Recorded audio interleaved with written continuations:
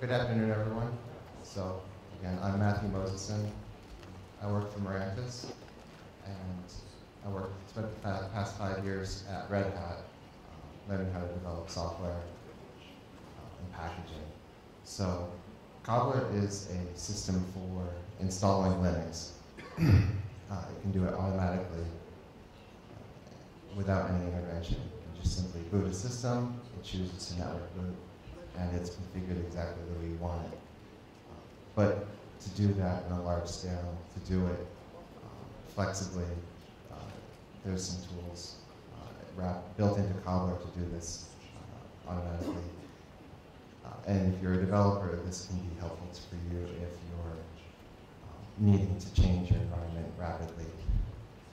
So, Cobbler provides the ability to create a uniform, consistent environment for installation. So if you're installing a system by hand over and over and over, and you're not following every step every time, this can be a problem. So having some consistency allows your testing to be uniform as well. You get the same results from the same setup. Cobbler is a very simple system written in Python. It's not very large. It's only, I believe, 60,000 lines of Python. So the main goal in Cobbler is to reduce the amount of time needed to begin installation and to configure it. Cobbler provides a Django-based web interface and a very simple command line that you can use to configure systems, to make changes pretty rapidly.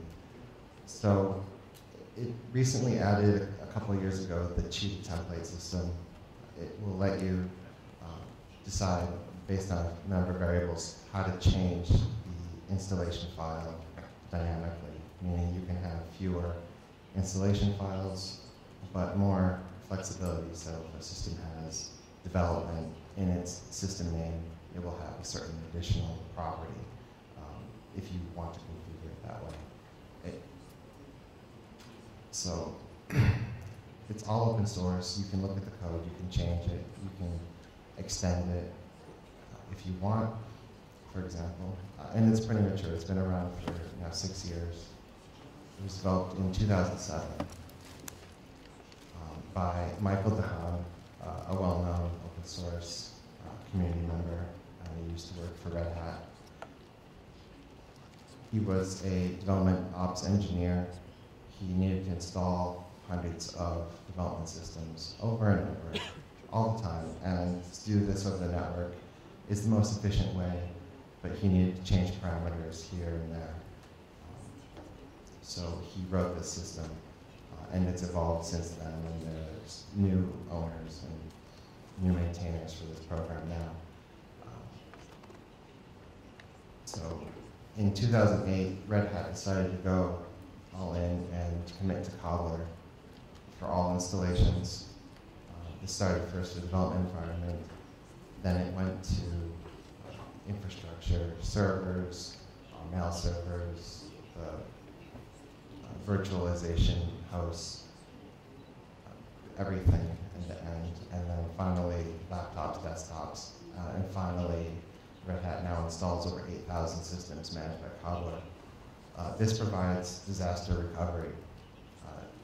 If you have the manifest to reinstall every single system in the entire company automatically, you could recover from a major disaster, for example, a major hurricane. So the alternative, which Michael DeHaan had in 2007, was to set up manual network Kickstart. Kickstart is a system developed by Red Hat for automatic network installations. Cobbler does support other operating systems, but I'm using Kickstart as a primary example because that was the primary target operating system when Cobbler was written. So in order to set up Kickstart, you'd need a DHCP server, a TFTP server. You'd have to configure the TFTP to have a Pixie Linux image to download, and then you configure a very intricate file that would have MAC addresses and which kickstart to load, which installation tree to point to, etc. There was no scalability. You couldn't create any templates, you couldn't report on it, and obviously the flexibility was quite limited. And worst of all is there's no way to check syntax. So if you made a mistake, your network boot environment is completely broken. So some good scenarios where you can use Cobbler is when you have to test complex software with lots of components. This means if you're, for example, testing Java software on multiple versions of Java, you would want to install these systems with Java, with each one configured manually in the Kickstart. For example, you could also install clustering software where you would have each role of the cluster predefined as a system profile in Cobbler. So with the cluster, you can add all the components for installation, for building the cluster, right into the install. So in a matter of less than 30 minutes, you could have a cluster built without any manual effort. Another example is when you don't have any options to go back. So if you have software that installs, but you can't uninstall it, it becomes the main component of the system. Reinstallation is the only way to efficiently test it. So that's another example. And the main reason that I use Cobbler for testing is through continuous integration. So I'll talk more about that later in a future slide. Another example is when you have an isolated network environment, Cobbler will keep a local copy of your installation, maybe software packages, configuration files, etc., so that you can install in a closed environment. One case where Cobbler is not very good is for very simple applications that have almost no dependencies. They're standalone. You don't need to reinstall often, or you have software that's quite difficult to install that cannot be automated. Cobbler doesn't make much sense in this environment. And lastly, this is for Linux systems only. Windows doesn't really apply here. But there are tools for Windows install automation, and I won't cover that. So continuous integration is a modern development environment, mostly for QA, which follows the philosophy every commit needs to be tested.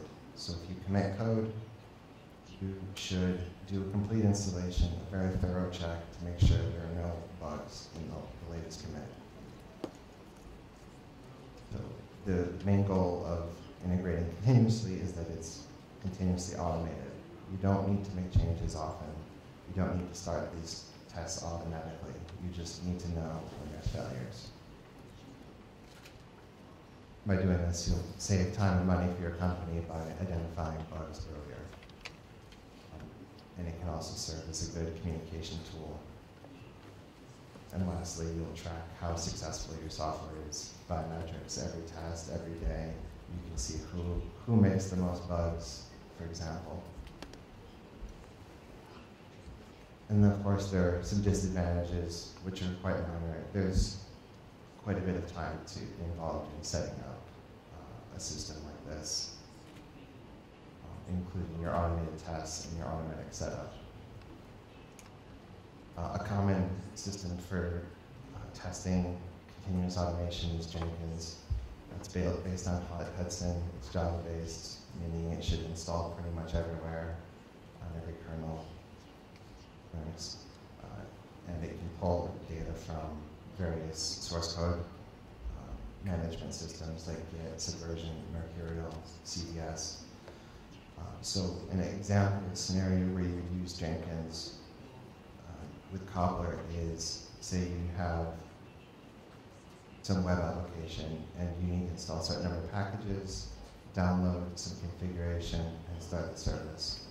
Jenkins could create a virtual machine, write down its hardware MAC address, and then create a Cobbler system profile with that information, start the system, it'll boot over the network, install, run your tests, and then report. This way you have a clean install, you have a test that's done in less than 30 minutes, in good circumstances, and it can be automated. Other uses for Cobbler could be to manage DNS and DHCP in an entire company, in a development environment, an isolated environment, or even just a small subnetwork attached to your main computer for development. So the main goal, of course, is fixing installation of servers for development or for any purpose. It can integrate with IPMI tools, so if you have robust blade servers that can be used to reboot systems, you can actually fire off a command to say, reboot this server and install this platform. It can be triggered to do that as well. It also functions well as a mirror for young repositories, app repositories, for example. There's ways to automate that as well. And then, in order to set up Cobbler, what you should know how to do is know how to build virtual systems. You should know something about how to set up DHCP. You need to know what your host names are, the MAC addresses of your systems, and the local gateway IP address, and then how to find installation media. This is just an ISO file. You can find it on your distribution's website. When trying to design a Cobbler system, you should find out how big the scale needs to be. If it's going to be just a couple systems, you don't need very sophisticated hardware, but if you need to support the installation of Cobbler on several locations, you'll need to figure out how to mirror with Cobbler replicate how many installations simultaneously, for example, and then you need to plan how many Linux distributions you want to install, how many different types of systems you plan to support, and then, of course, post-installation scripts, where you actually do the work needed for your test. This is a very simple example where you have one system with 2 virtual machines, and your system runs Cobbler locally on it. So you need to get the operating system data, you put that in with Cobbler import, and then you need to configure the systems, and you do that through the web interface to define your kickstart, your system hosts, their MAC addresses, etc.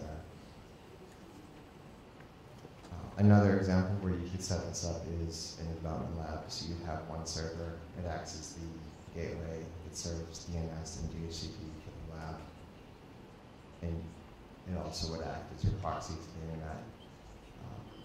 This can be useful because it can speed up your installations by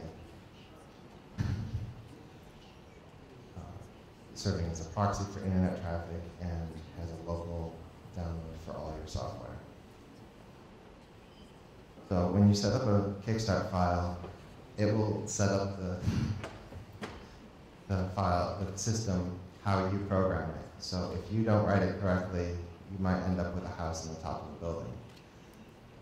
It might not be what you want, but Cobbler will do it anyway. So the best advice is to start with sample files or examples you can find online instead of starting from scratch. The main components of the Red Hat CentOS or Fedora Kickstart file is to define the install method, just install, partition your disks, set your language, your keyboard, your time, pick which packages are going to be installed, and then define scripts that you need to run at the end of the installation. It's actually pretty simple. Like I said, we're just going to have this is a very, very basic installation. It has the minimal requirements. It'll install the system, it will reboot when it's done, set the language, the network, the partitioning, the time zone, root password, what packages are installed, and then a post section. So here it could be to load up SSH keys, could download code from Git, download your automation scripts, connect to your testing environment, for example, run Puppet, whatever you want. And this is just another analog. This is what you would use for Debian or Ubuntu. It does the same thing, it's just a different format.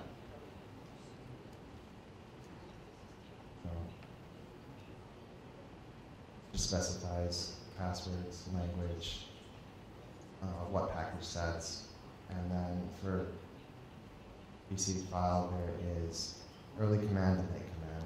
What runs before you install, what runs after you install. That's it. A pre-installation script could be useful. At Red Hat we used one before you install the system. It says this will reset your system. You'll have a brand new install. It's pretty scary to try to discourage people from reinstalling systems by accident. You could also use it for disk configuration for any complex scenarios. A post-installation, I mentioned earlier, you could download files, you could enable configuration management like Puppet, set up SSH, or do whatever extra steps you need to do. So recently, Cobbler added Cheetah. It's written in Python. It extends Python. You can do almost anything with Python with Cheetah. And all you need to do is put a hash mark or Shortcut in front of your code in your Kickstart, and it will evaluate and add text to your Kickstart. So my simple example is to call snippets. Snippets are just like importing code from another file, like a PHP include, for example. You can do logical tests as well. So if devel is in the hostname, or if test is in the hostname, we just include the development package group. Cobbler includes a number of variables when you install. These are all determined at the time of install, or they can be preloaded through the KS-OPTS option when you're installing. So what's automatically determined when you're installing is the MAC address, the IP address, etc. And they can be used to make your decisions later when you're actually installing these roles. So you set custom variables. For example, you can set the variables for the root password. So when you're adding a system to Cobbler, you need to do most of the work yourself to get it started. You need to download the source OS file. You need to get the repositories that you need as well. This graphic has a quote from Carl Sagan. If you want to make an apple pie from scratch, you must first create the universe. So just Cobbler import will let you add your OS. You need to go into the Cobbler web interface and pick which Kickstart you want to use. And then for installation, there's a few different options. One is you could configure each host with a MAC address and a profile in Cobbler, and then when the system boots, it will install the OS. You could establish a menu.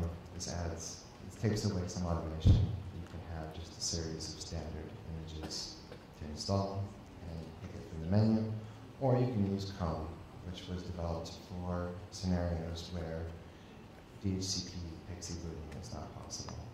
So Cone will let you install a virtual machine or reinstall existing systems with a simple command. it's really powerful. Just run cone, classify the server, place self, or install a virtual machine. You can do further automation with your installation through Puppet, for example, if you have a very complex environment. Keeping all that information for configuration may not be useful in Cobbler. You may want to do this through Puppet, where it can be managed more centrally. Setting up a squid proxy, like I mentioned earlier, could speed up traffic for downloading files off the internet that might be needed for your tests. And then, of course, using continuous integration will make your tests more automatic, like track your metrics. There is support for Ubuntu. Support is best for Red Hat-based systems. Ubuntu changes rapidly, and so does virt install. So installation of virtual guests are quite broken today with Ubuntu, but if you install an older version, like one from last year, they still work fine. Scaling is somewhat of an issue because it's quite demanding to install many systems at the same time, or install systems with a slow network link. So you need to plan accordingly if you try to scale. And redundancy, of course, is limited when using Cobbler because one host controls your entire environment. There are ways to get around that with hot swapping. And as I mentioned before, Cobbler lets you automate if it's in this continuous integration. It saves time, and you can use Cheetah to extend your installations